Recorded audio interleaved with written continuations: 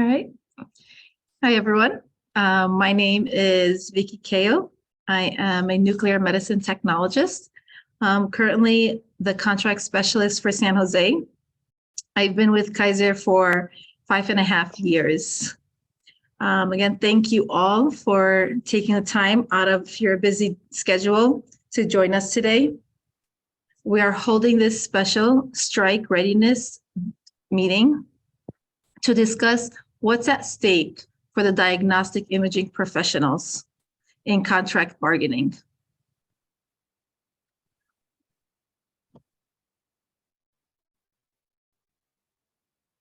I'm going to turn it over to James.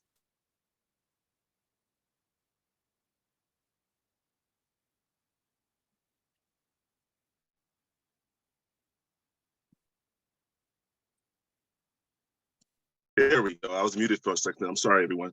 My name is James Christian. I am a lead CT tech at Kaiser Harbor City. I've been an employee at Kaiser for 19 years. And welcome everyone here. I'm going to hand over to Georgette. Thank you. Thank you, James. Good evening, everybody.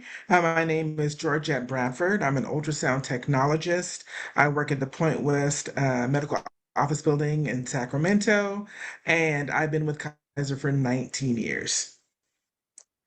And I'm going to hand it over to Sonia.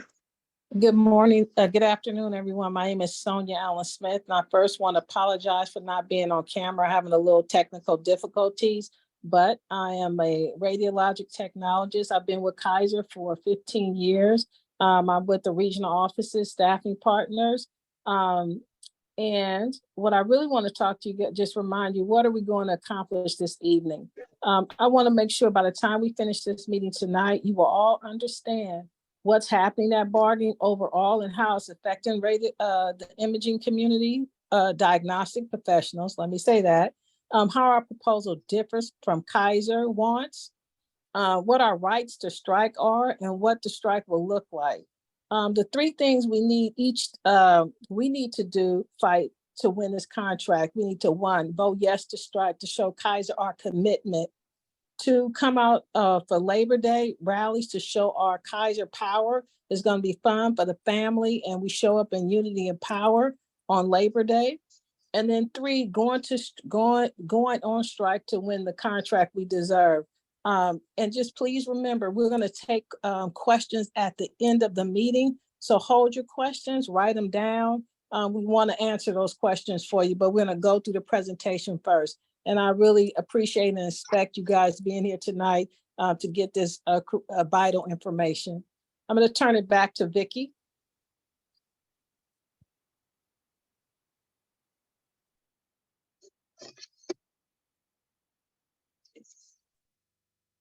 Okay. Sorry.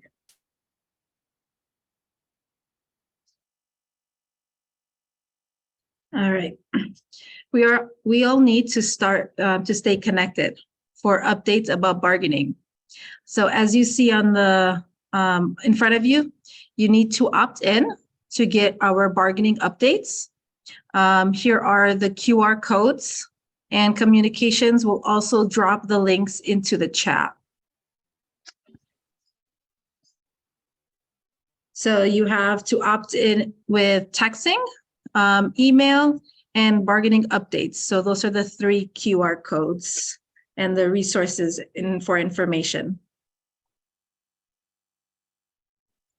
And I'm going to turn it over back to James. Okay, hello everyone. Okay, so patient care is at a crisis at Kaiser. We all are paying a heavy price for it. Let's look at this video just to get a real feel for what's going on for us.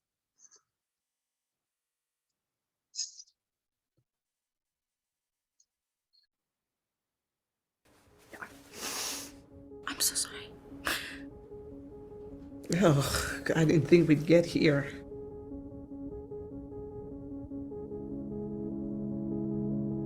The patients, they just don't deserve that. So I'm sorry. I have a elderly patient. She just turned 80 in October. I was on vacation and I came back to find out my patient had passed. A patient came into the hospital and she reminded me of my mother. She's having complications from her wound. I told her she needs to go to the emergency room. She was a mom, she was a grandma, she had a great personality, a little feisty. When I saw her name on the schedule, I always knew my day was gonna be a good day. A patient of mine was screaming, crying at the top of her lungs. She was in fetal position.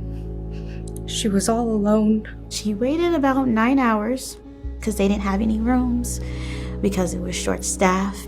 We didn't have adequate staff in order for someone to be there with her. She was dealing with cancer, stage 4, and had metastasized really, really bad. That day when she came in, she was scared. She was crying. She was in a lot of pain. This woman's in her 80s with an open wound. So imagine you're sitting like this, continually trying to change the gauze because it's soaking wet for 9 hours. It ended up taking 6 hours before she had any relief from her pain. She was sick, couldn't get an appointment, went to the hospital, passed away with the flu. I was in shock. I was angry. What if that was your mom? How would you feel? All she really wanted was some relief from the pain so she could get back to her life. If that's the best that we can do, it's not good enough at all because it makes the patient suffer. Management needs to do something about this short staffing, and it needs to happen now. I need you to understand that people's lives are literally at stake here. Hospital corporations are failing our patients.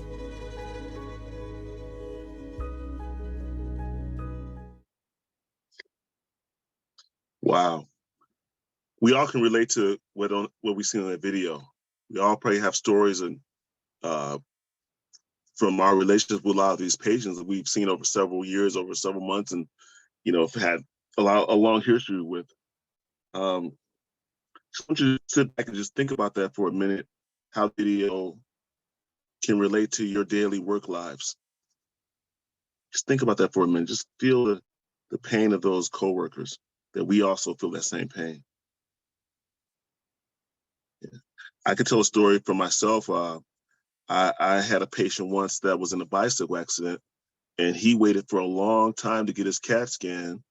He finally came down for his CAT scan, and I looked at the scan. The patient had a huge bleed on his CAT scan. He waited for a long time to get that service done because of short staffing. It could have been a family member that happened to. It's just a horrible thing.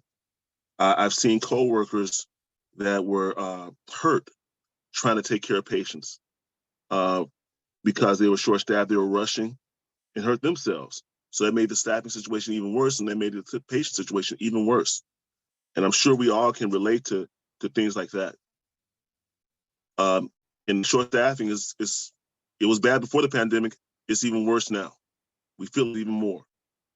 We haven't even had a chance to heal from the pandemic, to try to take care of our patients. And truth be told, a lot of us are burnt out and exhausted. And also, we have another issue with the rising cost of just goods and services. Some of us are looking for other second jobs and things like that. Some people, it's such an unfortunate thing that they're even thinking about leaving the healthcare industry. It's horrible. Just take the moment to think about that for a minute. I've been in healthcare for a long time, and it's never been this bad. Never.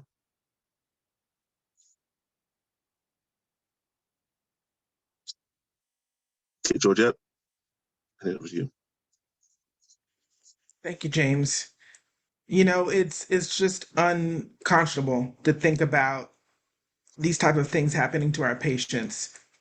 And our ultimate goal at bargaining is to not only retain the workers we have, but to recruit new workers to stem the tide of the shortage. And let's be honest, we had a healthcare worker shortage before the pandemic. The pandemic only exacerbated the issue. Kaiser makes us want to think, or gaslight us into thinking, that this is all short staffing from the pandemic and it'll be temporary. It's not temporary, and it was a problem before the pandemic. We've been bargaining for 5 months. 5 months. I'm a CIC on the bargaining team as the rest of my presenters here today, and we can each attest to the fact that Kaiser has slow walked us to the end. Kaiser has stalled. Kaiser has not come to the table with any solutions, even though their videos and their emails and their text messages and their statements to press say otherwise. We're there. We've been there for 5 months. They're lies. Our last session, Kaiser did not come to the table to meet the bargaining team. In fact, informed us at the beginning of the session they would not meet with us the next 3 days, yet then sauntered into the lunchroom and wanted to eat beside us. That's the audacity of the people that are on the other side of the table with us right now. They want to divide and conquer us, and we have never been this far apart. Never. Keep in mind, last bargaining, we got our financial proposal from Kaiser in June. We are now in August, pushing into September, and we don't have a financial proposal from Kaiser, even though we gave them our full proposal August 1st. So again, our top priorities are to raise healthcare worker pay to keep up with the cost of living, establish a $25 minimum wage for all healthcare workers, fix broken hiring processes and eliminate hurdles preventing full staffing, and make a massive investment in the education and training of future healthcare workers. So I'm going to go over some of the proposals that we have given, which we've gotten no response to. So on the coalition side, our economic proposal, 7% to 7%, 6.25, 6.25% over the course of a 4-year contract. Kaiser, no proposal to raise wages for us, just lots of talk about how we're overpaid. In fact, they think that us in Northern California are overpaid by a few percentage points, but in Southern California, they think they're overpaid by 28%. We have members that have to work 2 and 3 jobs or live in their cars, yet they're overpaid by 28%, according to Kaiser, even though they refuse to give us the documentation and the financials to prove their claims. SEIU-UHW and Coalition raise differentials that have been stagnant for decades to keep people working on all shifts. Kaiser, no change. SEIU-UHW and Coalition, $25 minimum wage so Kaiser isn't competing with Target, FedEx, and hotels for workers. You can go to Target in some areas and get more than you can at Kaiser. It's ridiculous. Kaiser's answer? Continue poverty level wages for the lowest paid workforce. Coalition UHW on the PSP, guaranteed $1,500 minimum bonus when we meet our goals. So that means no more zero when we don't meet a financial goal that we don't have control over because that's how Kaiser works their books. But the same unified bonus program for line staff and managers, no different goals for us versus different goals of managers, no managers getting a bonus and we don't get a bonus. We're all in this together. And at the same time, keeping the integrity and the full value of our PSP. So that $1,500 is a minimum. It's $1,500 instead of zero. That's not the cap. Kaiser? If financial targets aren't met, no bonus for frontline workers, and managers and execs get bonuses regardless of financial performance.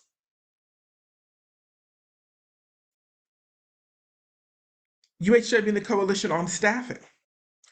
Increased investment in education and training of KP employees. Kaiser, no response. Coalition and UHW. Increased investment in training new workers to fill positions at KP.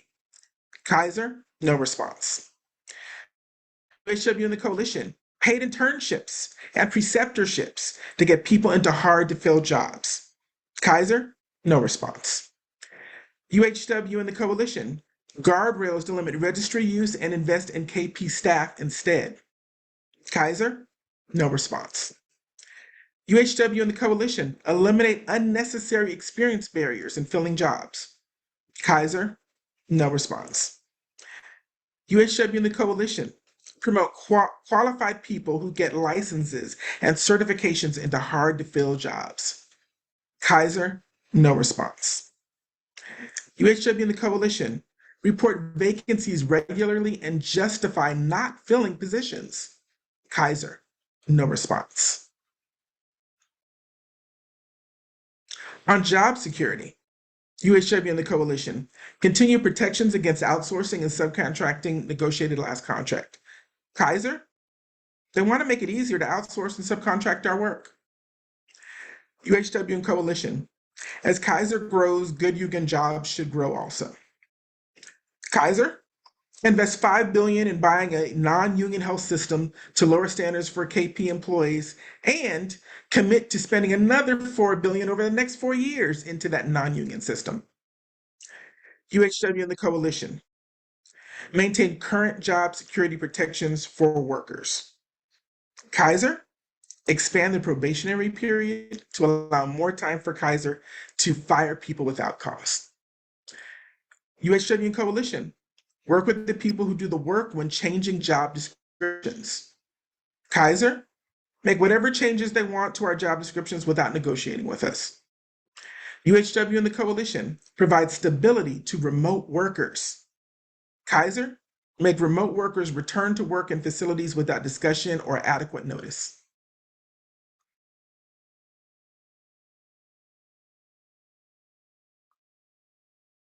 So I want to move this on to Vicki to really talk about what's at stake for us specifically in the diagnostic imaging group. Vicki? Thank you, Georgette. So like Georgette said, what's at stake for us in the diagnostic imaging profession? If Kaiser gets the contract they want, what's at stake for us? Our staffing levels are out of control for the diagnostic imaging professionals. We have 577 coalition vacancies. It takes an average of 107 days to fill a position. In addition to affecting patient care, the lack of staffing creates unsafe working conditions for our KP employees. From increasing work injuries, misdiagnosis, losing great employees, to repeating exams. This all can be avoided with the proper staffing levels. We are calling on Kaiser to staff up and invest in training our KP employees to become diagnostic imaging professionals and to provide paid internships so we can get the positions filled. We want our brothers and sisters to advance in their careers, and we definitely don't want them to leave. We are asking Kaiser to give preceptor pay to those who have to train new people. And we need to raise pay so more people will want these jobs. But Kaiser keeps saying we are overpaid. Turning it back to Georgette. Thanks, Vicki. So Kaiser says they're overpaid, but we know better. We all know better. We know Kaiser can afford to pay us.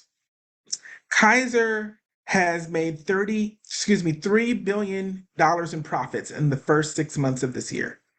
$3 billion in profits. So I'm gonna say that one more time. In the first 6 months of this year. They have $60 billion just in reserves. And let's not forget, they gave managers bonuses while denying the PSP bonus to all of us. And on top of that, just to add insult to injury, they pay dozens of executives over $1 million a year in compensation. They have the money. They choose not to pay us what we're worth. And I want to share with you, for me, what is at stake for me personally. I went to the Kaiser radiology school to become an ultrasound technologist. My sister did her clinical at Kaiser when she got out of school.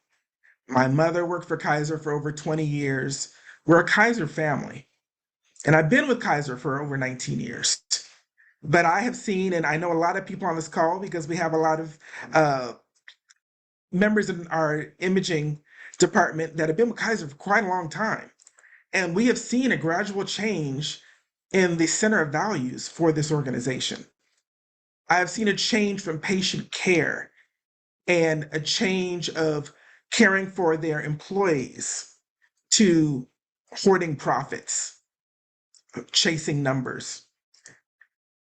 And it's a real sad state to see, because this is the care that we all take. We're not just employees with Kaiser, we're patients with Kaiser.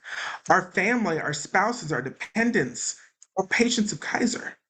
And so for me, it is so critically important, because I want to make sure that that care that I get when I retire is quality. I have another 20 years before I can retire from Kaiser. So I want that quality care when I leave. But I also want that care for my mother, my sister, my nephews, my friends, my coworkers. And I know that there were leaders and members in UHW and the coalition that came before me that fought for the raises that we have gotten the last 19 years, that fought for the bonuses that we've gotten until this downturn in the organization. And to me, at minimum, I feel that I should be stepping up and fighting for those that are going to come after me, to make sure that the group that comes after us doesn't get shafted, because this current Kaiser does not have our patient care, their employees at the center of their value compass right now. We all know that. It's blatantly obvious right now. But that is why it is so important for me, what we're doing at the bargaining table and the work that we have ahead of us for Labor Day, and also for this strike vote that's currently going on. And ultimately, my patients, right? We're all here for patient care. Even though Kaiser has become stressful and a strain and frustrating, the bright spot of my day every day is when I deal with my patients and I shut all the BS out and I'm taking care of my patients. But when I see patients leave because the wait's so long in the waiting room and they can't complete their exam, patients that have to postpone a breast biopsy because of short staffing, patients that have to wait weeks to get an appointment, it's just not acceptable. And so that is why this fight is so important to me. So I want to give this over to Dave to talk to you a little bit more about our negotiations and a little information around the strike and what a strike means for us. Dave? Thank you, Georgette. Good evening, everybody. My name is Dave Reagan. I'm the president of SEIU-UHW, and I have been working with Georgette and James and Vicky and Sonia all through the course of these negotiations. What I want to try to do here tonight is just build on, I thought, the excellent description that Georgette and others gave, and try to provide as much context to people about the dynamics, where we think we're at in this process, and what we think is happening. And on the one hand, when you look at that side-by-side comparison of the issues, it's almost like that can't be true. That we could not be 5 months into negotiations and we still don't have a formal proposal from Kaiser on issue after issue that is a top tier thing and very important to this group. But unfortunately, it is true. I thought Georgette's description and others was a very sober, very measured, we're not out here trying to be Chicken Little and say the sky is falling. What we are trying to do is say to everyone in UHW and everyone in the coalition, these negotiations are unlike any negotiations we've ever done with Kaiser. And I want to try to give a couple of additional points and then get to some other information. First thing, this is the 5th set of national negotiations that I've participated in. Every other time, and I've shared this with our bargaining team, I always had confidence that we were going to work out an agreement that people felt good about, that would, advance our interests and do what we needed to do. I honestly don't feel that way this time around. I'm not sure that Kaiser wants the kind of an agreement that we would feel good about, that we would deserve, that people frankly have earned for everything they've done, in the last 4 years, and particularly in the last 3 years of the pandemic. This is the first time in the 25-year history of the coalition that the current CEO of Kaiser has been in his position. Greg Adams is now the CEO of Kaiser. He did not hold that position 4 years ago. He did not hold that position anytime in the past. And it's very clear to the bargaining team that, you know, there is an enormous amount of deference that's being paid to Greg, literally to call all of the fundamental shots in these negotiations. So that's different, and we have to recognize that we're not dealing with the same leadership group that we've dealt with in the past. The other thing that we've seen is, and I hear this from our members over and over again, that as Kaiser hires new managers, frontline managers, middle managers, that more and more they're hiring people that come from corporations that don't have a history and a culture of cooperating with the workforce, that have a history and a culture of being very different than that. And we feel like, in a real way, that the partnership and the commitment to the partnership is drifting away. And we intended to use these negotiations to say, are we prepared to really join together and to do what we had done for the last 24 years? That's an open question, whether or not Kaiser wants a partnership in any meaningful sense of the word. The other thing I want to share with people, there are at least 4 unprecedented sets of forces that we are dealing with, in addition to the leadership changes that we've already talked about. The first one is, we're coming out of a once-in-a-century global pandemic that has turned everybody's world, particularly healthcare workers, upside down and inside out.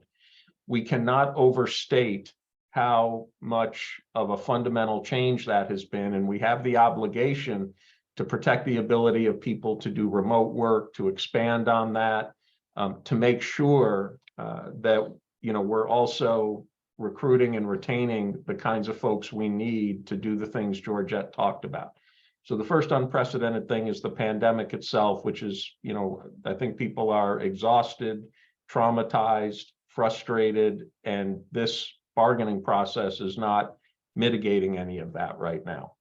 Second thing that's unprecedented, we've talked about it at length, is just a historical shortage of staffing in the healthcare industry.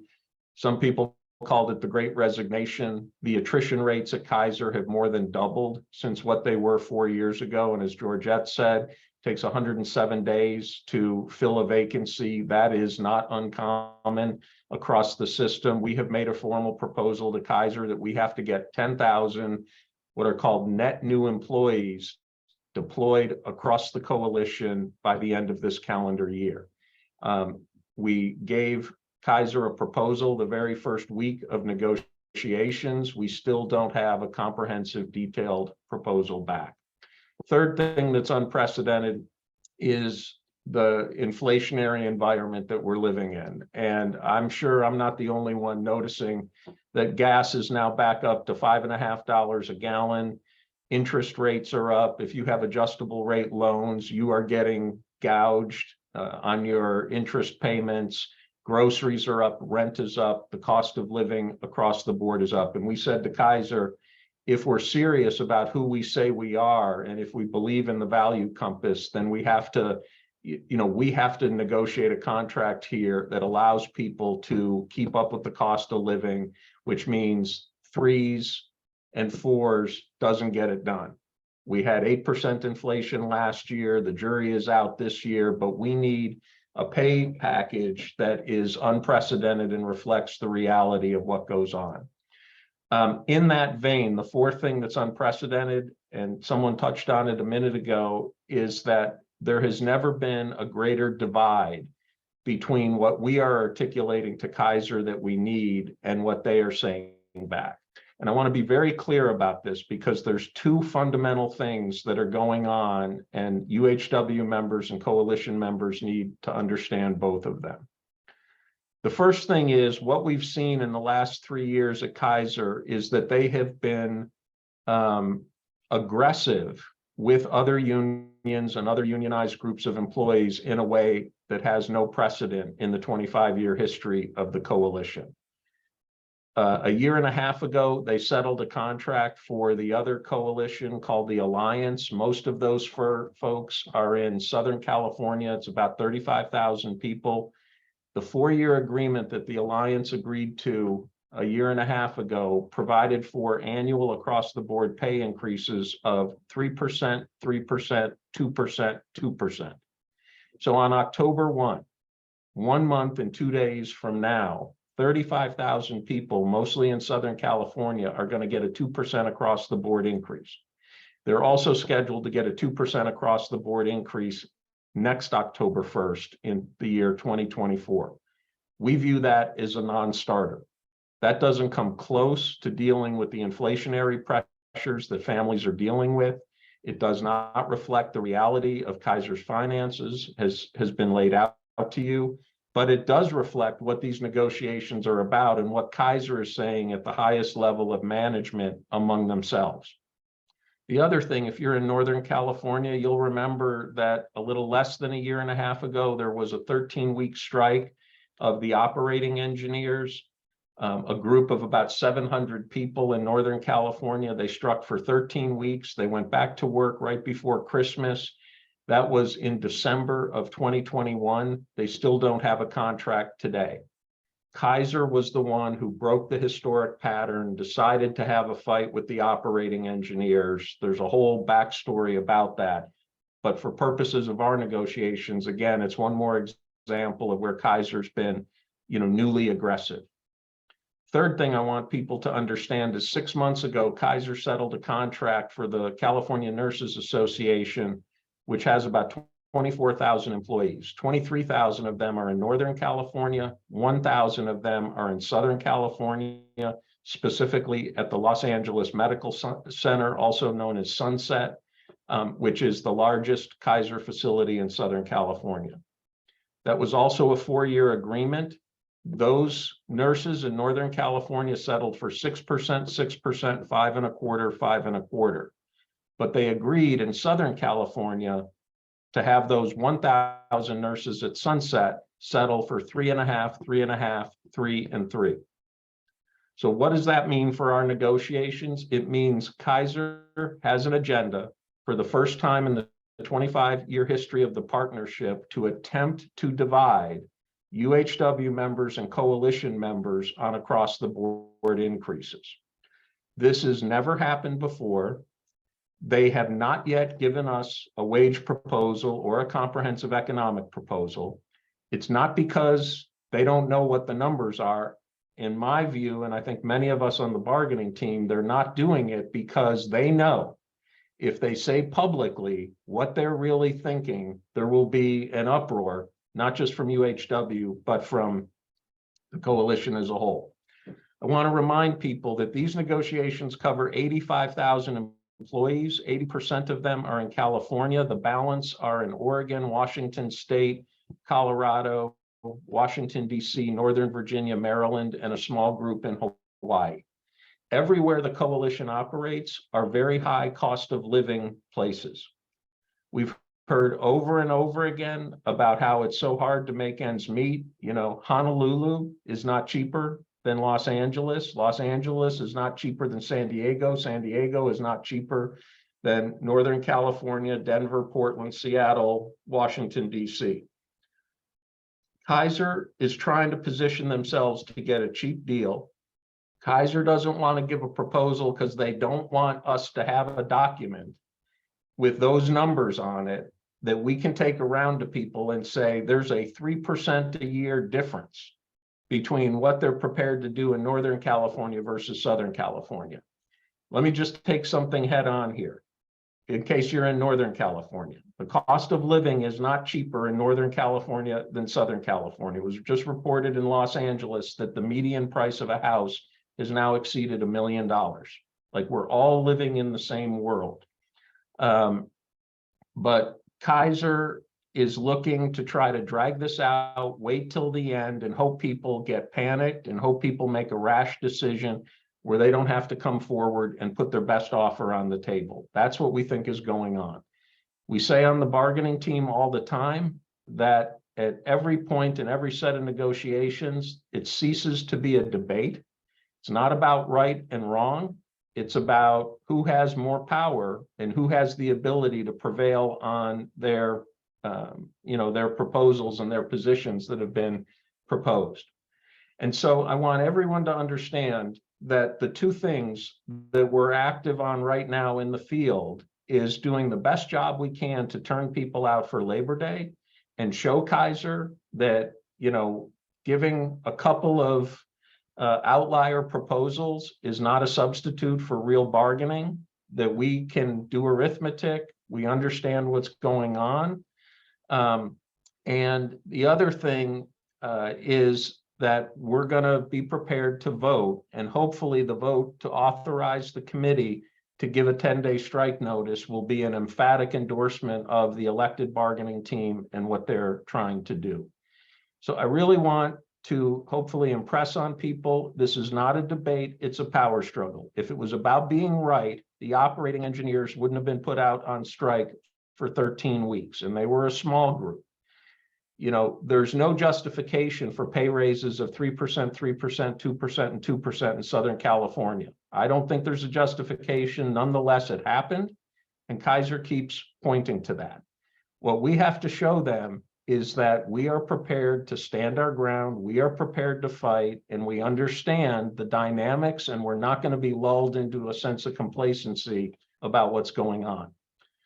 These are the largest single employer set of negotiations in the United States right now.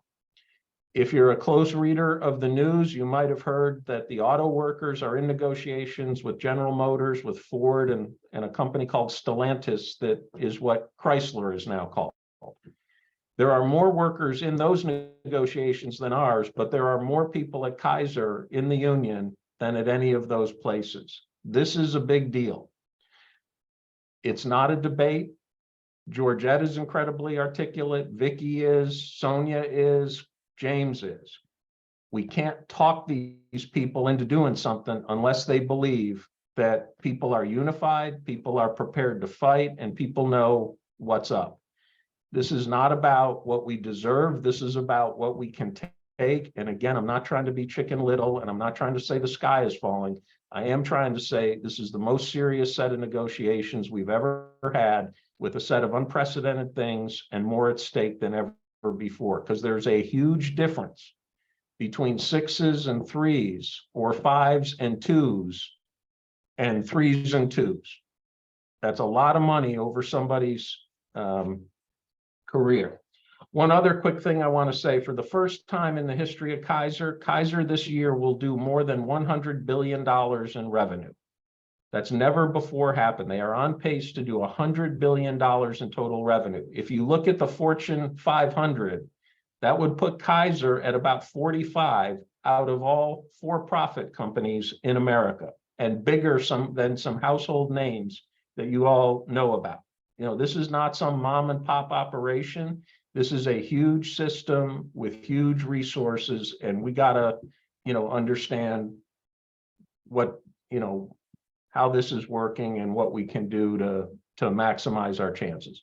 So I want to go through an FAQ, which is something we're sharing with people at all of the votes that we're taking. So the simplest thing, what is a strike?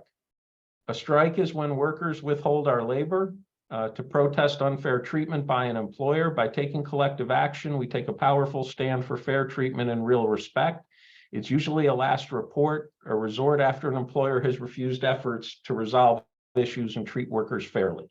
So that's what a strike is. We say we're not going to work. We all do it together, UHW and the 85,000 folks in the coalition. I also want you to know that all of those bullet points where Georgette said we've not yet gotten a proposal from Kaiser, we have filed over 20 what are called bad faith bargaining, unfair labor practice charges. Kaiser's refusing to give us information that we're entitled to so that we can properly evaluate their proposals. This is totally intentional. They know what they're doing.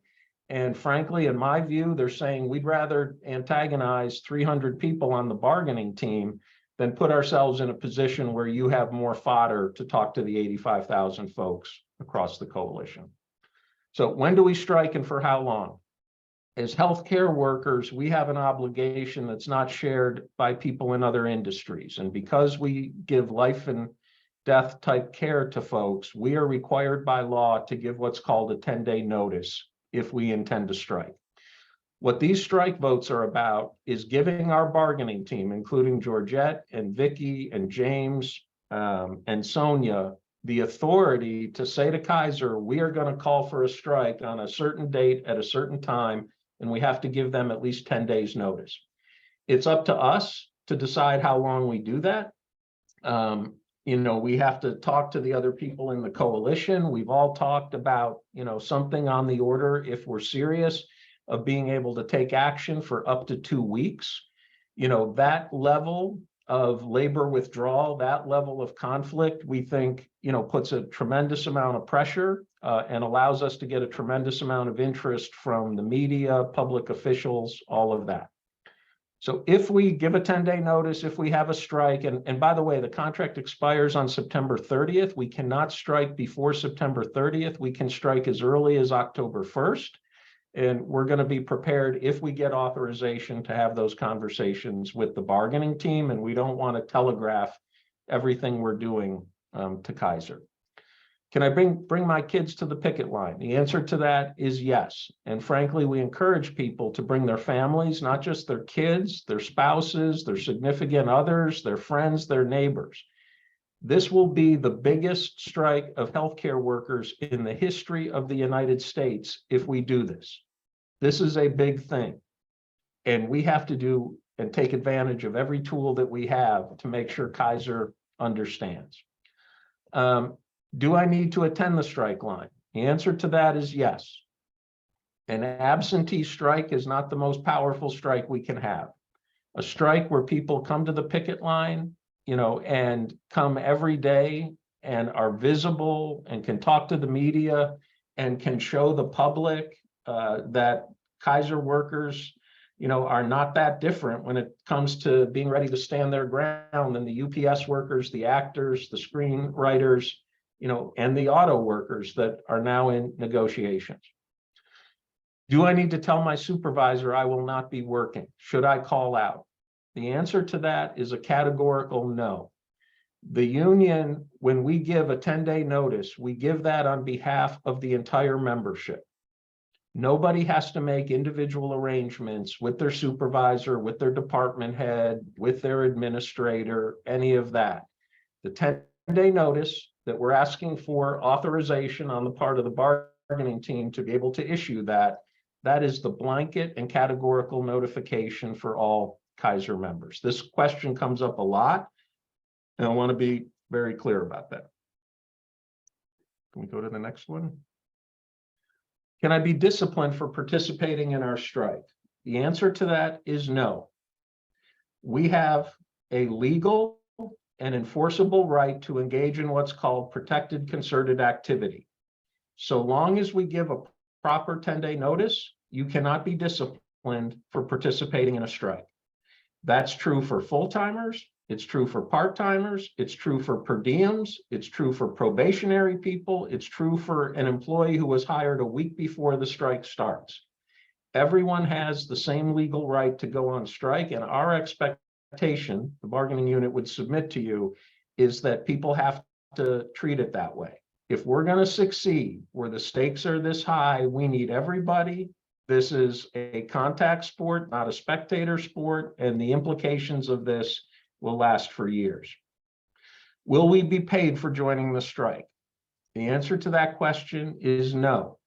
People often ask, can I put in for vacation time? Can I put in for sick time? Can I put in for vacation if I had put in for it 3 months ago?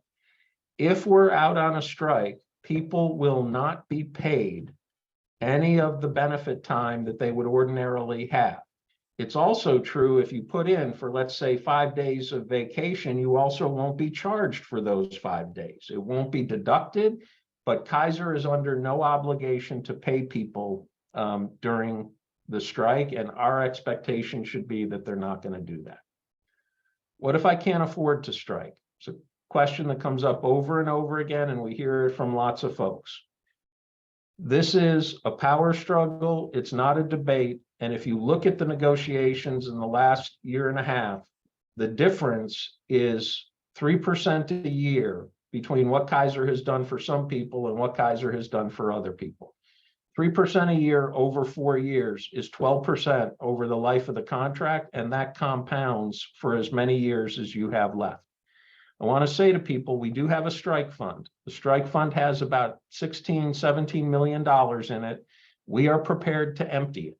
We are prepared to empty it to support people so that they don't, have their landlord get sideways with them. They don't have a car repoed, all of that kind of stuff. But given the size of this group, we've also said to people for the last year that people have to try to make a plan to, be able to get through up to 10 days of being out on strike. And all of those conversations are going on. We do have resources, they're significant, but this is a sacrifice. This is not something that we should do lightly. This is not something that we're taking lightly from the bargaining team. So I already answered, can I use vacation or sick days for the strike? The answer to that is no. Can I strike if I'm on probation or on call? The answer to that is an unequivocal yes. Can non-union members join our picket line? Yes. And we want to encourage people to do that and have it be, as much of a festive and upbeat and celebratory atmosphere as we can possibly make it. We think there's going to be tremendous national press coverage if we do this, and we want to put our best foot forward. Will there be food on the strike line? The answer is yes. Bring your kids, they can eat, bring your spouse, bring other people, all of that. We want to do the best we can to help people do that. Will I lose my health care benefits if we go on strike? The answer to that is no. Kaiser cannot terminate our health benefits for a strike of up to 2 weeks. Healthcare only becomes something that's in the mix if we're on strike for more than a month, and there's a complicated set of expectations or answers about that, but we're not contemplating that at this point. And what will happen to our patients during a strike? Because we're healthcare workers, we're required to give a 10-day notice. It is Kaiser's job to move patients, to make adjustments, and to not let people be compromised because of us exercising a legally protected right.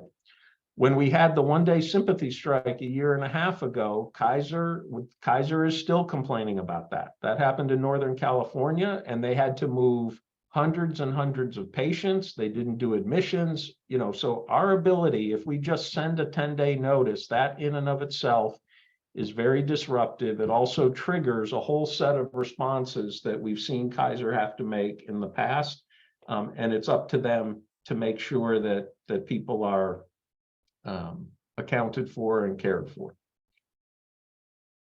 Okay, so hopefully that was helpful. I'm gonna turn it back to Vicki and Georgette and James and Sonia. And I know we've got a few minutes left for, I don't want to jump the gun. So one of you tell me where we're at. I'm gonna hand it back. Thank you, everybody. Thank you, Dave. I'll take it from here. So what is our responsibility? Like Dave said, we have to be united to stay strong. This is not a drill. Each of us has to lock down every single member of our department. We need a full commitment to strike from you and all of those around you.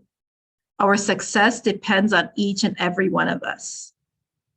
We need Kaiser to see, and I mean see, our commitment. That means a huge yes vote on the strike vote. A huge turnout for our Labor Day action, and doing everything to show Kaiser we are ready to strike. As of 4 p.m. today, at San Jose's facility, we have 401 strike votes in. I'm going to turn it back to James.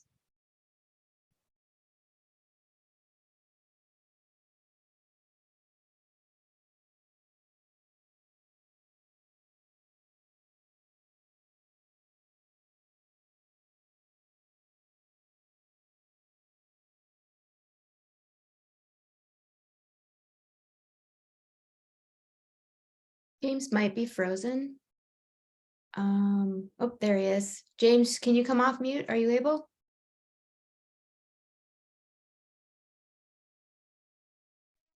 Yes, I'm good now. That took a second. I'm on my phone. I'm sorry, everyone. All right. So here's the thing. We're at a critical moment right now. We're fighting for our livelihood. We're fighting for our family's livelihood. I'm asking everyone in this meeting, are you willing? Are you able? Are you ready to go on strike? Please respond in the chat. For me, I'll tell you why I'm ready. When we look at staffing, staffing is very important to me. Staffing is the core of my whole work-life balance is staffing. Without staffing, it affects my world outside of work because I'm stressed out, I'm tired, I'm exhausted. Also, staffing affects our patients. If our patients have long delays, those long delays affect the patient's outcome. Like Georgette alluded to earlier, there's patients that come in and, for whatever reason, they're delayed on having a mammogram done. That can be life-altering, life-changing, life-ending. And not just when we look at our patients, we're patients of Kaiser. Our families are patients of Kaiser. I have a daughter that's an employee of Kaiser. She's a member of Kaiser. So staffing, when I look at staffing affects everything. So that's why I'm willing to go on strike. I want to know why you're willing to go on strike. Thank you for responding in chat.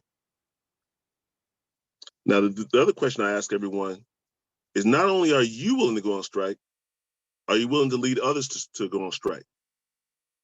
It's important that you go on strike, but also your coworkers need to support the strike. Kaiser needs to feel this. That way we can have better outcomes for us and our patients. They need to feel this. So let me look in chat and see who's willing to lead others for that fight. And when you do that, also tell us your location so we can follow up with you.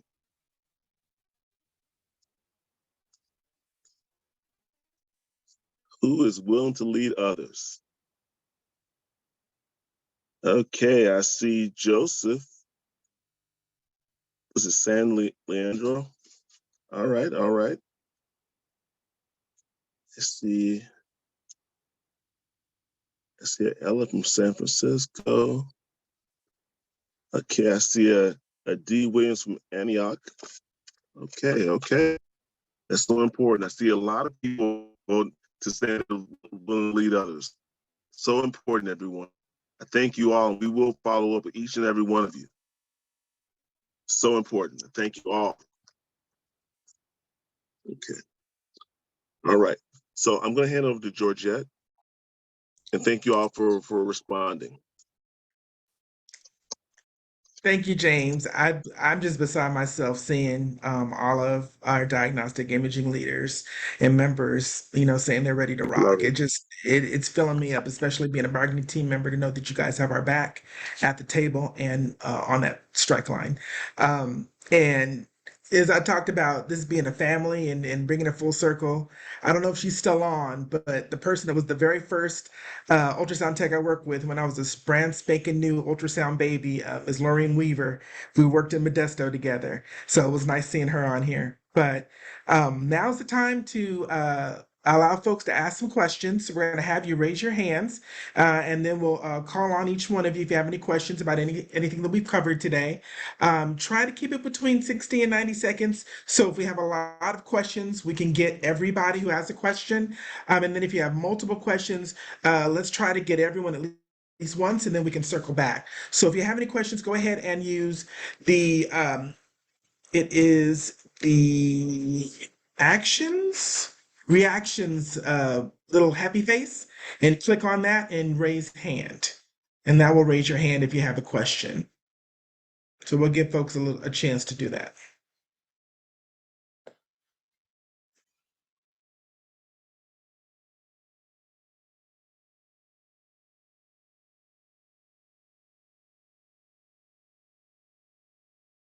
Okay, I see a hand. William Butterwitz.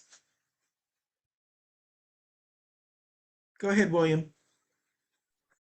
Hello. Good evening. Good evening. I'm on workman's comp right now. How does that affect me? That's a really good question, William. Dave, do you have a response for that? Our members on workman's comp or on medical leave, how does this affect them? Yeah, two things. The general proposition is it doesn't affect you. And we let us take down your name, and we want to make sure that there's not any unusual type circumstances. So if you can put your contact information, William, in the chat, we'll follow up with you tomorrow. But the general answer is it does not affect you. Okay, thank you. Jessica Hernandez.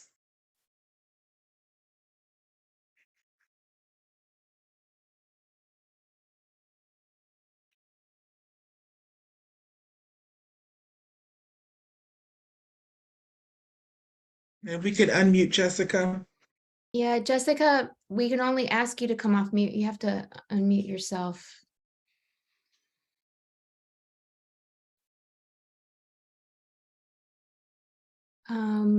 Let's go on to Joseph and then we'll come back to Jessica. Just leave your hand up and then you can. Sure. Joseph?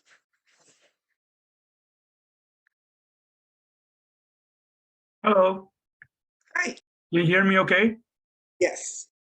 Yeah, I've got a question regarding bargaining is that besides the thing that you're asking for it, do you ever asking about like the feel like management have too much power, they can change your shift and position, like rebalance anytime they wanted to? I feel like that's doing way too much, given too much power. We are facing right now in San Leandro that they put it away because is that they have some issue with their management, but they brought it up. And this Yes, twice in 5 years.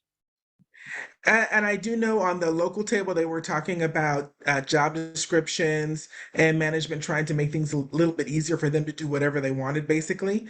But I wanted to let some of my presenters leap in that if they're on the local table. I myself was on the national table.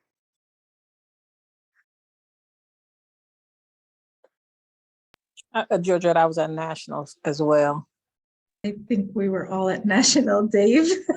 This for you. Yeah, this is a Dave question then. Well, I'm going to ask Vicki Jackson if she could speak to that, our Kaiser division. Sorry, director. Vicki. Couldn't see her. Yeah, Vicky, if you can unmute, I can't unmute you. You just have to. There you go. Question that bargaining, local bargaining table as we speak. Kaiser is using rebalancing as a way to increase our workload with less individuals in your department. I know you can write a book about it. Hey, Vicki, you might need to go off camera and stay. The audio is a little sketchy and it's hard to hear you. Thank you. Okay, does that help? Yes, that's a lot Better, yeah. Okay, I apologize. So Joseph, your point is at the table, and that is where Kaiser is abusing the language when it comes to rebalancing. So we are looking at how we are going to have adequate staffing, and that is on the table. We are clear about what you just shared, and it's out of control. How are we going to have core staffing? I know many of us know that word, but it doesn't even exist in the workplace anymore. And that is what we are striving to have, so we don't find ourselves every 3 months having to readjust our lives and be set on a different schedule. So yes, Joseph, good question, and it is being addressed. Thanks, Vicki. Thanks, Joseph.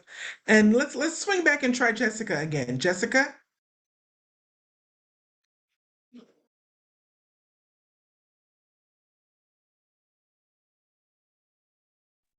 Maybe move on to Anna Teresa.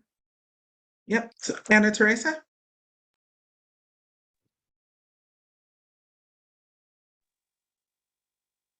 Okay, so there's not a question, but Dave talked about new managers that are coming into Kaiser, and it's so sad in my view because some of these managers have been shop stewards and they're just lousy people that how they attack the workers now.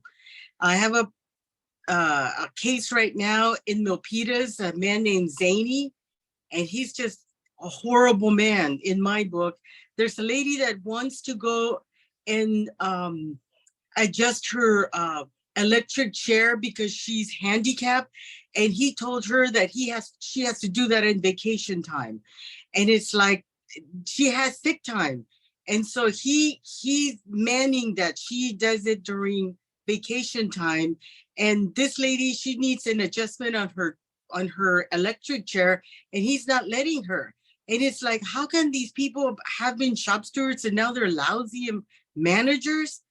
It's just an outrage, you know. So I'm gonna keep going on this case, and I don't care, you know. It's just, he's just a lousy person. That's the way I see him, and he needs to be told that to his face. It's just a lousy way that I feel that there's other people that have become managers, but I think they hold a humble thing in their heart, you know, from when they were a shop steward. But this man is just an outrage to just the whole area. And they say he's cleaning house, but I don't see him cleaning house. I see him being a bully to every one of those workers in there. So that's my take on this whole thing about managers, lousy managers. Thank you. Thank you, Anna Teresa. Yeah, unfortunately, sometimes you get bad apples on both sides, right?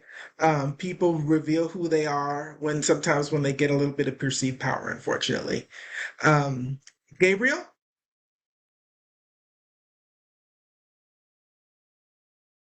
Can you hear me? Yep. Hello? You can hear me? Yes, we can. Go ahead. Yep. Okay, perfect. So I got a very, very important question. If we strike, this is what's gonna happen. I already know, because I'm thinking how they think. They're gonna come back at the last minute. They're gonna come back with the counter, and what they're gonna do is they're gonna probably tell you, take it or leave it. This is your last chance. They're gonna try to make it sound good. They probably will offer maybe four, maybe in the beginning to 5% towards the last years. Make it sound good. Are you guys gonna crack if they do that? Or are you guys sticking to your guns? Is my question. So I wanted to add a comment, and then I'll open it up to Dave and the rest of the facilitators. I think the key, Gabriel, is number one, that Kaiser believes we are in solidarity and we're all going to the table, right? We have heard a lot of people in our facility say, well, I'm not going to do it, or I can't afford to do it, or I'm going to go to work, or I'm going to vote for it, but we're probably not going to strike. Kaiser is calling our bluff. So number one, we need to act like we mean it. So that's the first piece. And the second piece, as Dave said, it's about a power struggle, not a debate. So how impactful is the strike going to be, making sure that we have not only solidarity across the coalition, but also solidarity against other unions as well. We had a speaker come to the UDC conference from the UPS after they just finalized their contract, and he told us there right then and there, they will not cross our strike line. They're supporting this UPS. There will be no deliveries from UPS at any Kaiser facility. So it's making sure that not only are we in solidarity together, but also our allies, that includes faith leaders, political leaders, other unions, central labor councils, that they're all in tow, and patients as well. I don't know if some of you seen their patients starting to post TikToks and Facebook posts about what we're going through and how they support us. So with that being said, I'm gonna let Dave answer that question. Okay, I can also jump in. I think Dave stepped away for a second.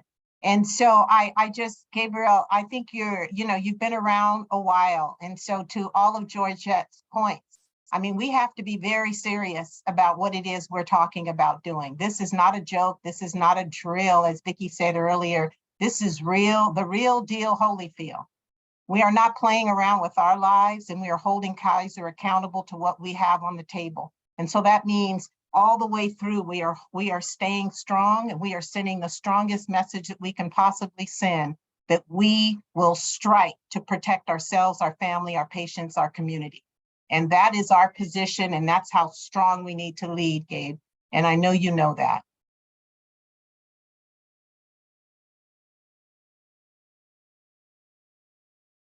Thank you, Vicky. And any of the other facilitators wanted to jump in as well on that answer?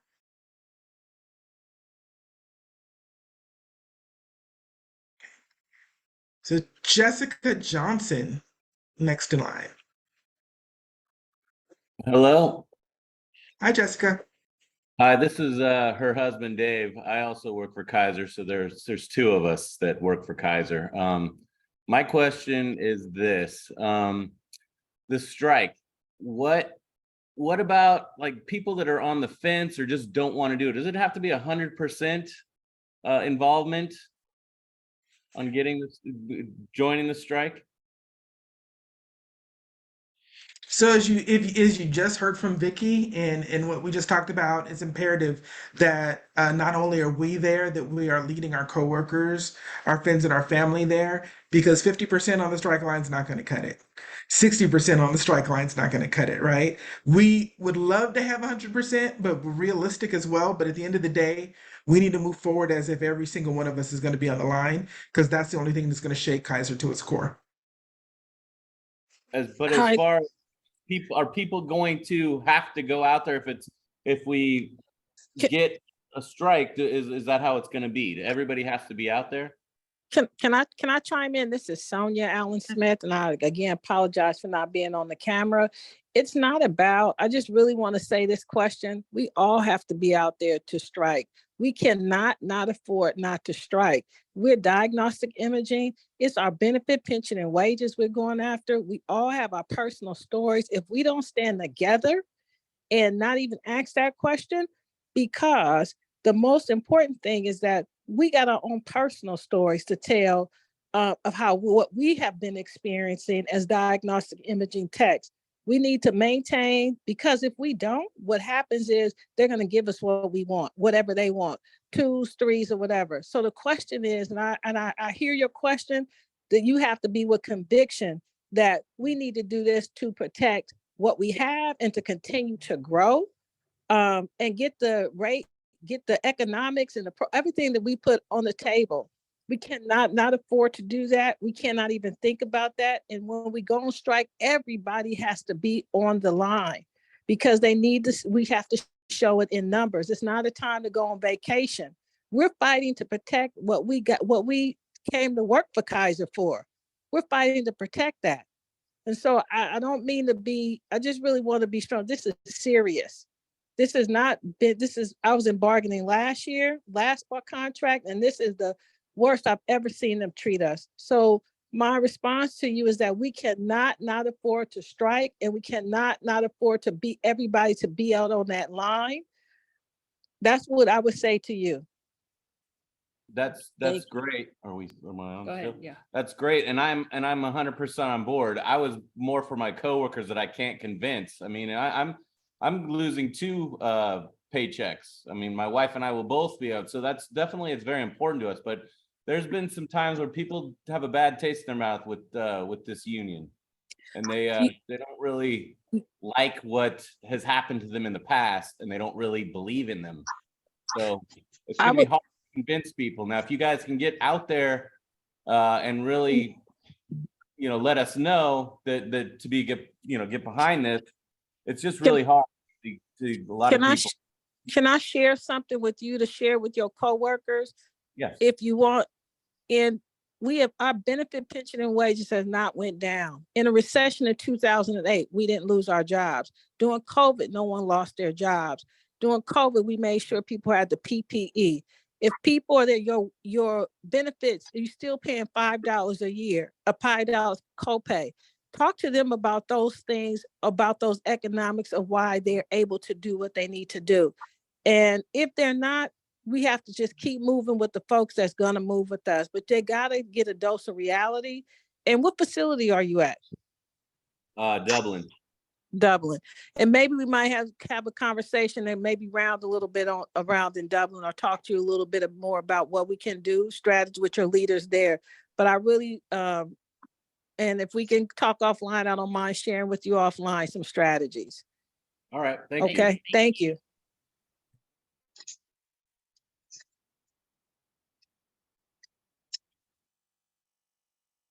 D. Williams?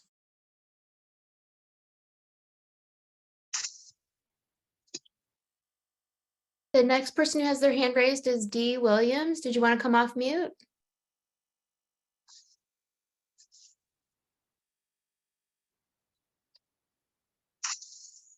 Why don't we go on, Alan? I see you're next. Hey, good afternoon or good evening to everyone. You know, one of the bargaining chips should have been is that when you guys are raising when you want workers to make $25 an hour, well, a fair practice would be to make wages the same as up Northern California across the board. Then from there, you start the 6 and 7% raises and what have you. But it's kind of unfair that you guys allow the northern part to make more money than Southern California, San Diego, and then says, well, we're trying to negotiate up. That should have been part of the bargaining chip, was to have wages fairly across the board for all Kaisers. Then we start negotiating the increases from there, because right now we're still behind Northern California, and that's not a fair practice. So I'm just saying that should have been part of the bargaining chip as well.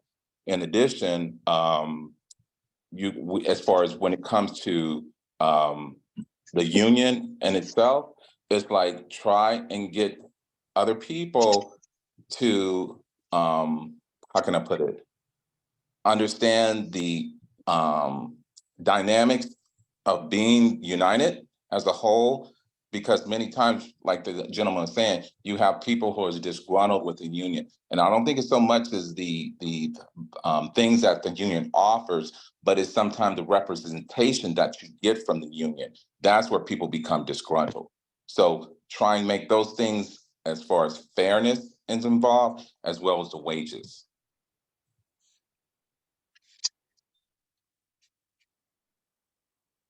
So I just want to jump in and say one thing, Alan. I appreciate you being in Southern California. We know where the wages are. It's been like that for a very long time. I know that, I don't know how long you've been around. You've been around with us for a long time? Approximately 9 years. Okay, so this was prior to you coming on, there was a merge years ago with Northern Cal, Southern Cal. There were different wage scales from the beginning, but you're right. This is something that has been a challenge all along. Once whatever your wages are, it is not the intention of the employer to balance that out, but that is an effort that we are continuing to make. And this is one of those times when we are saying absolutely, no matter what.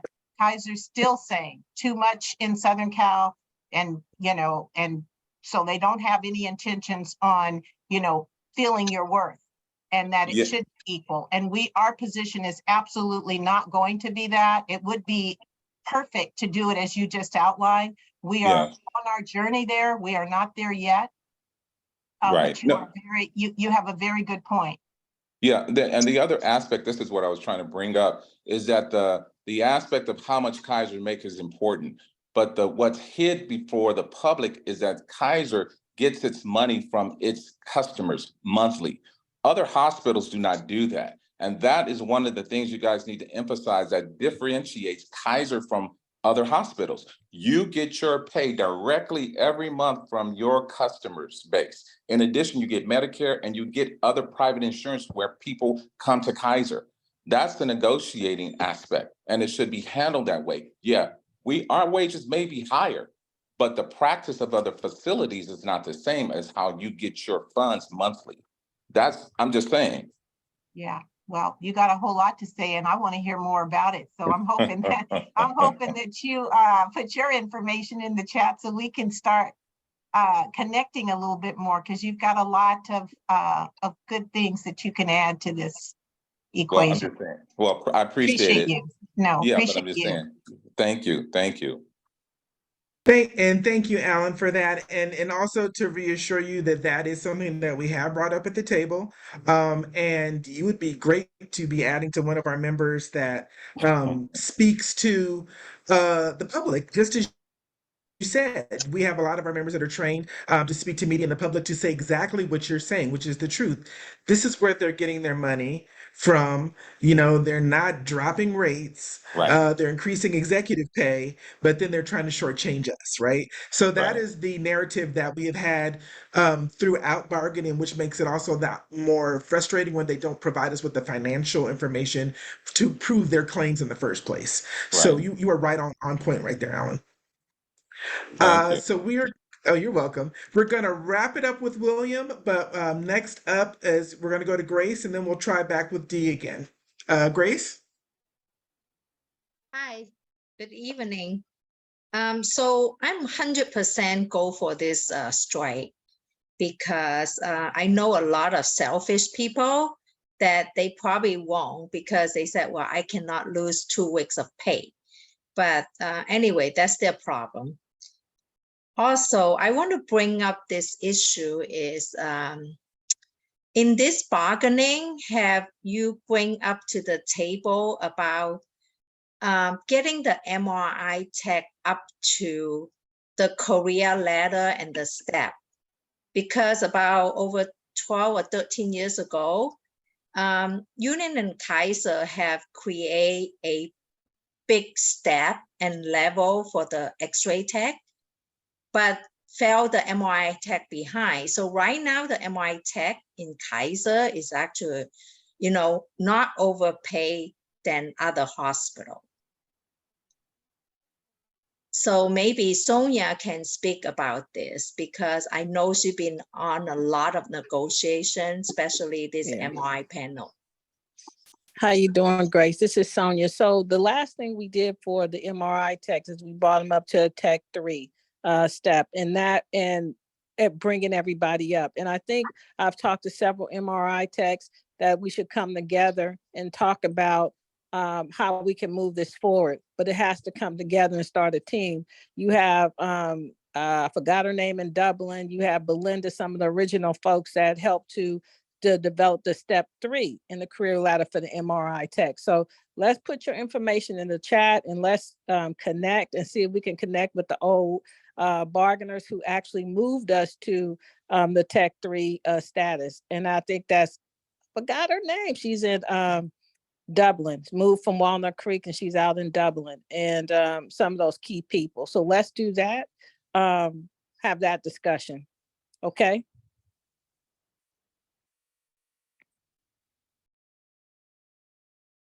Thank you, Sonia. And we're going to try Dee Williams again.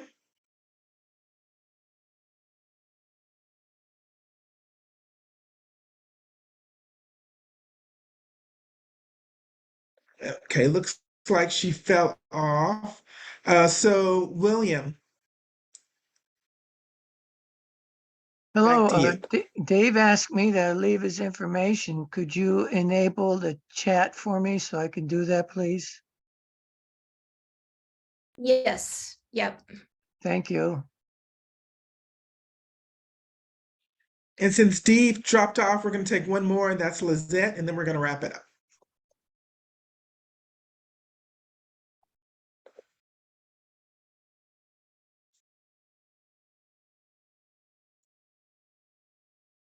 Hi there. Hi. Good evening. My question is in regards to, us being on strike and how, so would at that point we not be, we weren't covered under medical insurance, or how does that work? You were cutting in and out, but I think your question was about medical coverage, right, Lizette? Correct. So during, and we covered it a little bit earlier, so it might have been before you got on. You will still be covered by your medical insurance because this is a 2-week strike. We don't get into the realm of insurance coverage being interrupted. So your insurance coverage will be just fine while you're on strike. Okay, thank you. You're welcome. And I'm going to give it to Sonia to wrap us on up. So in closure, I would just like to say to my diagnostic imaging professional, I would stay with this. We cannot not afford to strike. Please remember what we're fighting for. I would say talk to your coworkers and remind them that we have to stand together to protect our economics, and show Kaiser the power that we have. And we have the power, and we deserve to everything that we're asking for.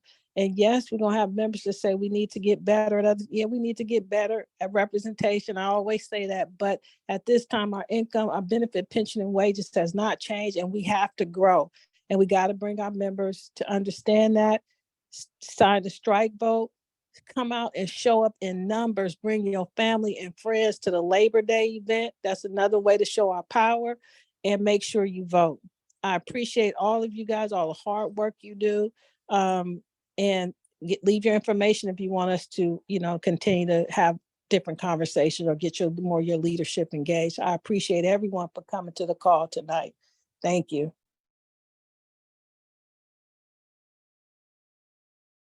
Thanks, everybody. This was recorded, so this will be emailed out to everyone in case you know somebody who missed it. Thanks for joining. Thank you all.